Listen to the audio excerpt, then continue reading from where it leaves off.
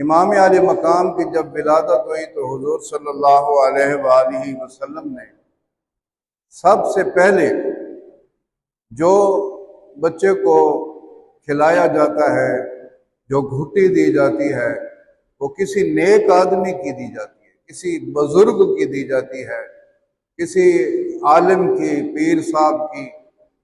तो हजरत इमाम आली मकाम को जो सबसे पहला खाना नसीब हुआ, पीना नसीब हुआ, वो मेरे पाक नबी की लवाब दहन था।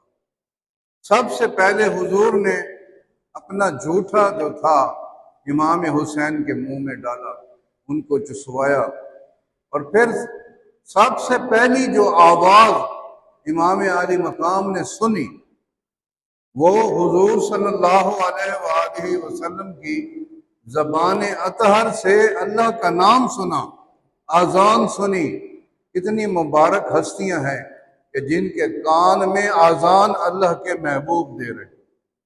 अल्लाह के रसूल ने कान में अजान दी, एक कान में अजान दी, दूसरे में तकबीर पड़ी, और फिर 7 दिन के बाद इमाम आली मकाम का हकीका किया गया, और फिर आपकी जो बाल होते हैं, पहले बाल होते हैं, उसको उतारा गया।